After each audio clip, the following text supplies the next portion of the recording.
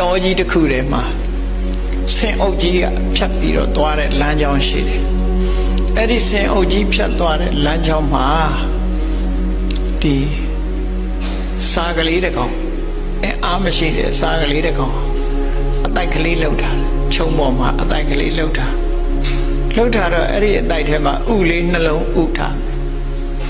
မကြခင်မဲ့အဲ့ဒီဥလေးနှလုံးကနေပြီးတော့စားပေါက်စားလေးတွေကလေးလေးတွေပေါက်လာခုဒီနားမှာလည်းပဲရှိတာပဲတစ်ပင်ပေါ်မှာစားတိုက်ကလေးတွေနော်အဲ့ဒါလို့အတိုက်ကလေးလှုပ်ပြီးတော့ဥလေးတွေဥထားပြီးအကောင်သေးသေးလေးတွေအဲ့တော့စားကလေးဆိုတာသူ့မှာဘာအင်အားမှမရှိရှာသူကလေးလေးတွေကိုသူကာကွယ်တယ်ဆိုတာမိဓာတ်ယုံပဲရှိတယ်ကျွေးခြင်းကျွေးမယ်အော်ရင်အော်မယ်ဒီလောက်ပဲရှိတယ်သူကဘာမှခုခံကာကွယ်နေသူ့မှာပြောင်းလည်းမရှိဘူးဓာတ်လည်းမရှိဘူးဟုတ်အဲ့ဒီလိုအခြေအနေမျိုးမှာဆင်အုပ်ကြီးကသူ့အတိုက်ရှိတဲ့ခြုံလမ်းကြီးကိုဖြတ်လာခဲ့ဆင်အုပ်ကြီးတက်လာတဲ့အခါမှာခေါင်းဆောင်ဆင်ကြီးရှေ့ကိုသူကသွားပြီးတော့အမှုရာနဲ့ဆင်ကြီးကိုပြောပြတယ်ဘာပြောတော့ဆိုဝဏမိတံကုံစရတတိဟာယနာ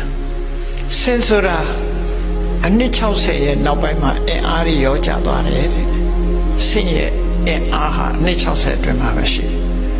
အခုခေတ်ဆင်နေတော့ဘယ်လောက်ရှိတယ်တော့မသိဘူးဆင်သမားမေးမှရမှာစားထဲမှာတော့တတိဟာယနာဆိုတာ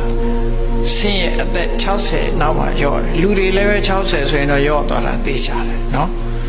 60ကျော်သွားလို့ရှိရင်သူဟာအင်အားတွေရော့သွားတယ်အာရိညကံယူထပတိယတတိသူဟာဆင်အုပ်ကြီးကိုခေါင်းဆောင်ပြီးတော့လာတဲ့ဆင်မင်းကြီးအဲ့ဒီဆင်မင်းကြီးကိုသူကဘက်ခေဟိတံပစ္စတိကံကရောမိအတောင်ကလေးနှစ်ဖက်ဖြန့်ပြီးတော့ဆင်မင်းကြီးကိုရှိခိုးပါတယ်မာမေဝတိပုတ္တကေဒုက္ခလာအားမရှိတဲ့ကျွန်တော်မရဲ့သားကလေးတွေကိုမတတ်ပါနဲ့တခြားလမ်းကသွားပါ